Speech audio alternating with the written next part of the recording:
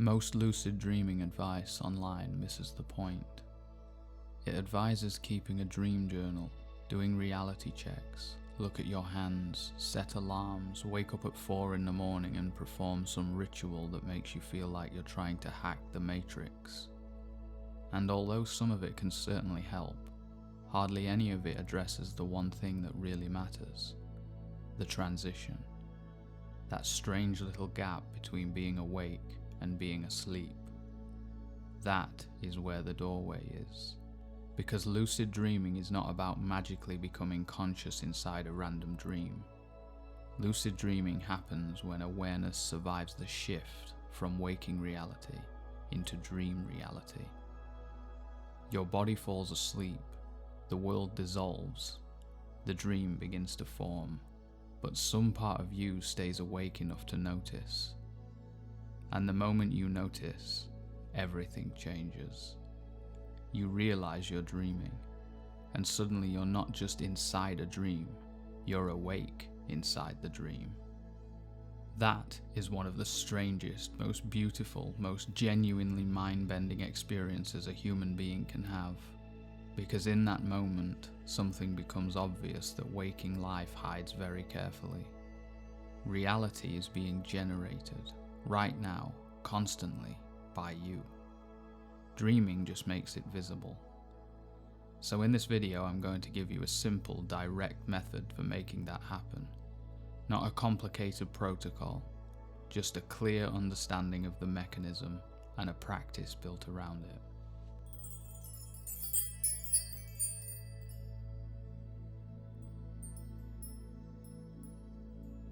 Before we get into the method, we need to be precise about what we're actually talking about. A lucid dream is not just a vivid dream. Vivid dreams can be cinematic, emotional, and overwhelming. So intense you wake up feeling like you've returned from somewhere real. But that alone doesn't make it lucid. A lucid dream is a dream in which you know you are dreaming while the dream is happening. That's it. That's the whole distinction. You're inside the dream, but you're not lost in it. You remember yourself. You realize this is a dream. And then the whole thing changes. Sometimes it becomes brighter, sometimes more stable. Sometimes you feel this enormous rush of freedom, like you've just found the cheat codes to existence. You might fly, you might walk through walls, or ask dream characters questions. You might explore impossible geometry, or places that couldn't exist, architecture that doesn't obey any physics you recognize. Or you might just stand there in complete amazement, touching the walls, staring at the floor thinking, how is this possible? Because the deeper thing, the thing that goes beyond the novelty, is what lucid dreaming reveals about consciousness. Your mind can generate an entire world. A world with space, objects, people, emotion, weather, narrative, memory, and while you're inside it, you believe it completely. You take it as given, you react to it as if it's real, until you wake up inside it. Then the dream reveals itself. The whole framework shifts, and you're left with a question that doesn't go away easily. If my mind can build a world that's convincing, what exactly am I doing when I'm awake? Lucid dreaming doesn't prove that waking life is a dream. That's not the point. But it does show you directly and experientially that the mind is not a passive receiver of reality. It's an active generator of experience, always, in every state. Dreaming just makes the machinery visible.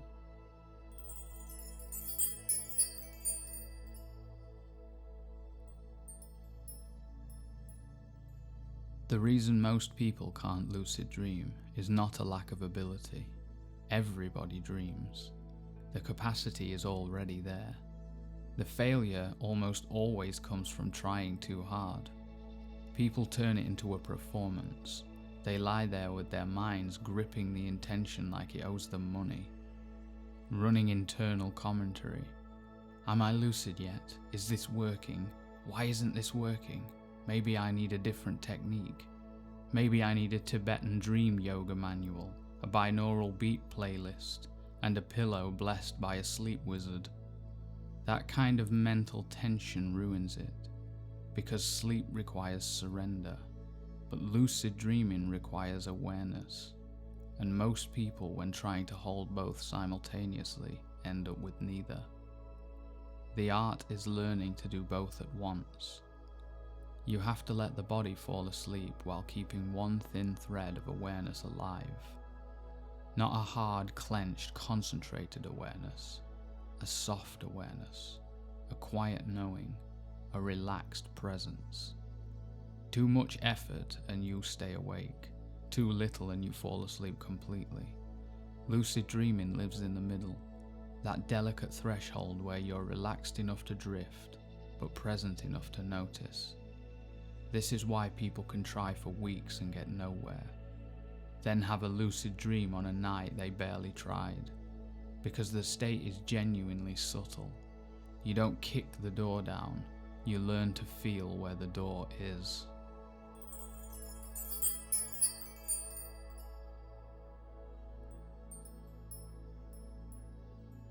Here is the mechanism stated plainly. Normally when you fall asleep, awareness breaks, you're in bed, drifting, thinking, and then there's a gap. Then you're inside a dream, with no memory of the transition. The thread is cut, the dream absorbs you completely. You become the character. You accept the reality, wholesale. You might be in your old school, talking to someone who died 10 years ago, while a purple bus reverses through your grandma's kitchen, and you think, yes, all this seems perfectly normal. That's the power of the dream state. It replaces context entirely. The method is simply this. Don't let the thread break. Carry awareness through the transition. Stay present as the waking world dissolves and the dream world forms. Keep one quiet, continuous knowing alive across that threshold, and when the dream appears, you'll be there to notice it, because you never fully left. Now, here's how you actually practice it. Do this when you are genuinely tired. That matters. This method doesn't work well when you're wide awake and mentally active. You want to be naturally ready for sleep, but not exhausted to the point where you'll drop off immediately. Lie down and get comfortable. No special position required, no elaborate setup. Just lie there as you normally would and let the body relax. Now bring your awareness to the immediate surroundings. Feel the bed beneath you. Become aware where the walls are, where the door is, where the window is, what furniture is around you. Without opening your eyes, reconstruct the room in your mind. Not in precise architectural detail, just a felt sense of the space, the layout, the fact that you're laying here, in this body, in this room, in this moment. Then gently begin to visualize it. See the walls, see the door, see the objects around you. Build the room from the inside. This is the key move. You're not imagining a fantasy scene. You're not trying to summon a dream location. You're simply becoming deeply, continuously aware of where you currently are. Because that familiar environment, your room, your bed, the space you know, becomes the seed of the dream. The physical room and the mental room will begin to converge, and when they do, you'll be standing right at the threshold. Hold one quiet thought in the background. I am falling asleep consciously. Not as a mantra necessarily, just a gentle, ongoing knowing, an intention that stays lit without effort. Then let sleep come. This is where most people go wrong. They tighten up, they wait for something to happen. Don't do that. Let the body get heavy, let the mind soften, let thoughts drift, let the room in your mind become more real than the room around you.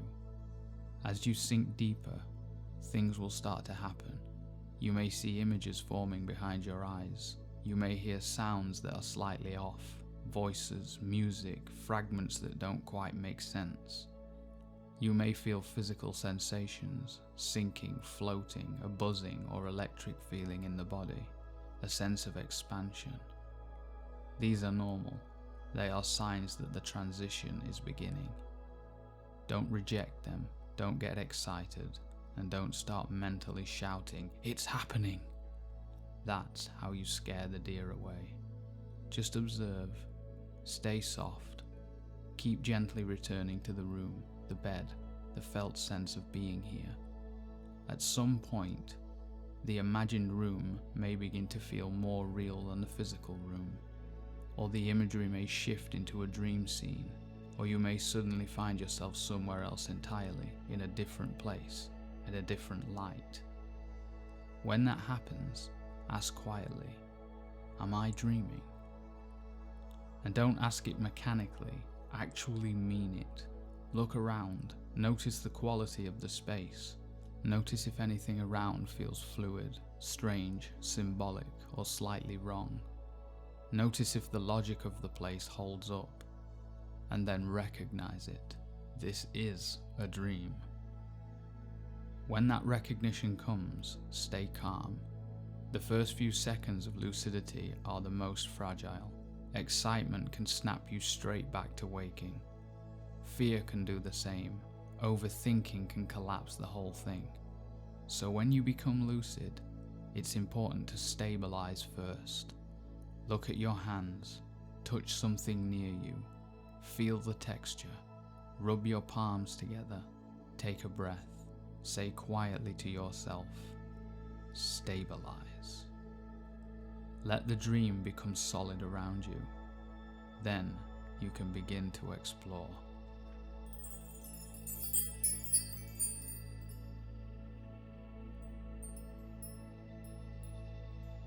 This method works because it uses continuity.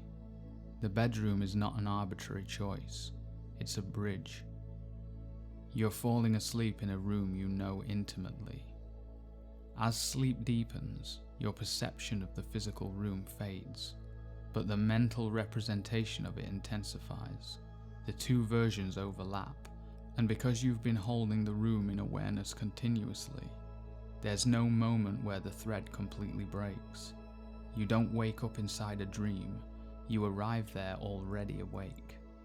You remember falling asleep, you remember the intention, you remember what you were doing.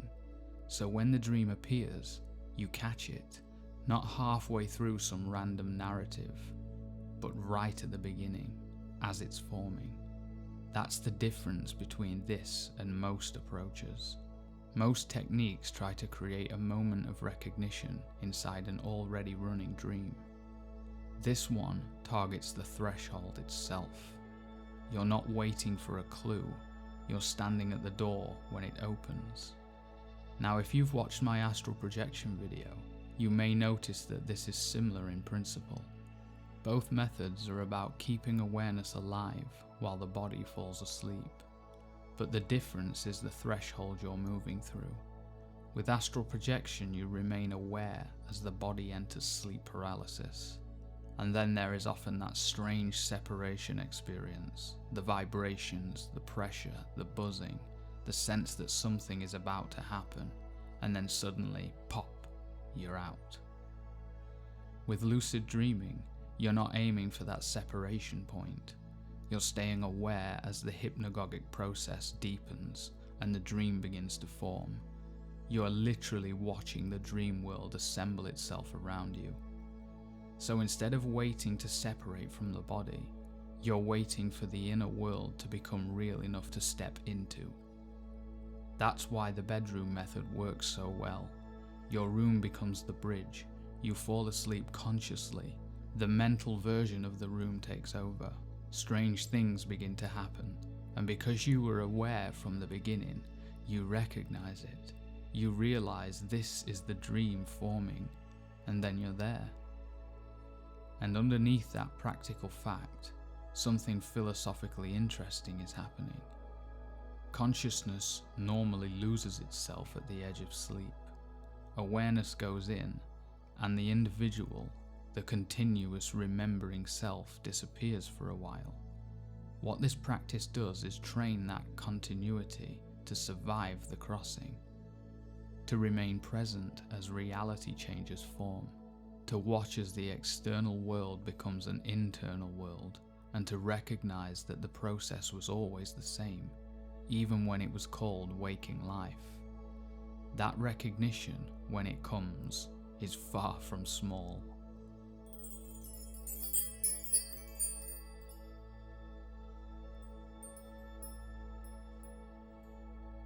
These are the most common mistakes. First of all, trying too hard. If you're lying there with your jaw clenched, waiting for results, you'll stay awake. Relax. The state is genuinely delicate. Not trying enough. Relaxation without intention just produces normal sleep. You need that quiet thread of awareness. The middle path is real. Celebrating too early. You feel the dream forming. You realize it's working, and instantly your mind goes, yes! And instantly you're back in bed, staring at the ceiling. When it starts working, let it work. Stay calm. The time to celebrate is after. Expecting it every time. Some nights your mind is too busy. Some nights you drop off too fast. Some nights it just doesn't happen at all. That's fine. Every attempt trains the pathway. Every attempt teaches your nervous system where the edge is. The more familiar you become with the transition, the easier it becomes to remain present through it. Forgetting about dream recall. Even with this method, if your dream recall is weak, you might have lucid dreams and not fully remember them.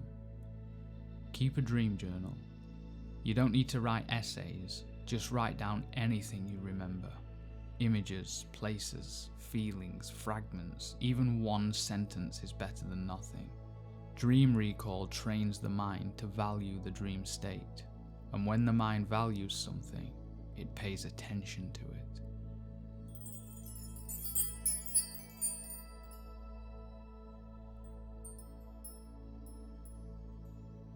Reality checks can be useful, but only if you actually do them. Most people look at their hands and think, yep, not dreaming, then immediately return to unconscious autopilot. That is not a reality check. That's a ritual with no context. The point of a reality check is to actually wake up for a moment, to become genuinely present, to question the nature of your experience, not casually but seriously. Where am I? How did I get here? Does this make sense? What was I doing 5 minutes ago? Is this place stable? That quality of questioning is what carries into dreams, because dreams are full of obvious impossibilities that we accept without blinking. The only reason you don't question them is that you've trained yourself not to question anything. Reality checks are the antidote to that, but only if they're real. The bedroom method goes deeper because it targets the transition directly. You're not waiting to remember inside an ongoing dream. You're carrying awareness into the dream from the start. But reality checks done properly during waking life reinforce the habit of noticing, and that habit compounds everything else.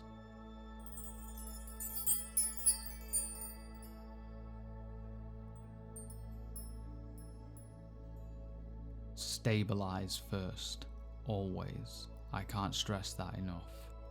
Don't immediately try to control everything. A lot of lucid dreams collapse because the moment somebody realizes they're dreaming, they go absolutely berserk. I've done it myself. Flying, shouting, trying to bend the whole dream to their will. And then the dream ends. Treat the dream with respect. Not with fear, but respect. Look around, touch things, feel the world. Let the dream settle.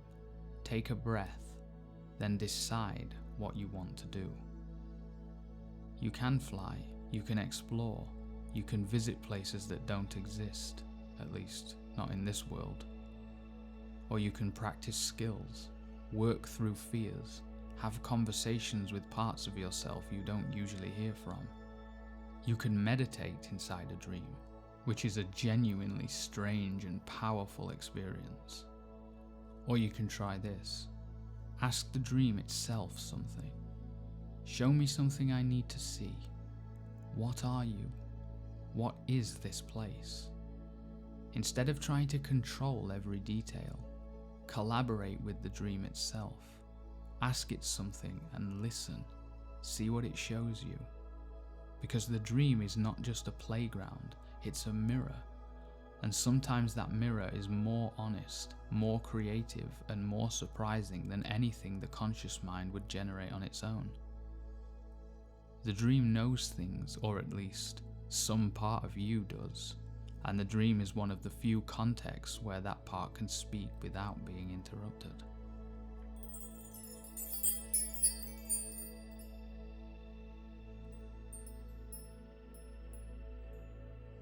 The most important thing I can tell you is this. Lucid dreaming is not something outside of you. It's not a technique you have to import from somewhere else. You dream every night. Your mind is already building worlds. Complete, immersive, convincing worlds every single time you sleep. Lucid dreaming is simply the art of remaining present while that happens. And once you understand that, the whole thing becomes less mystical in the cheap sense and far more mysterious in the real sense. Because what you're actually doing when you carry your awareness through the threshold of sleep is watching consciousness change the channel on itself. You're present for the moment when the external world becomes the internal world, when the received becomes the generated, when reality, which felt solid and given, reveals itself as something your mind is actively, continuously, impossibly producing. That's not a party trick. That's one of the deepest things you can notice about the nature of experience. And it's available to you every single night. You dream. That means the capacity is already there. You just have to stay awake long enough to notice it happening. Lie down tonight, relax, become aware of your room, hold the surroundings gently in your mind, let the body fall asleep, let the dream form, and keep one quiet thread of awareness alive, because that thread is the doorway.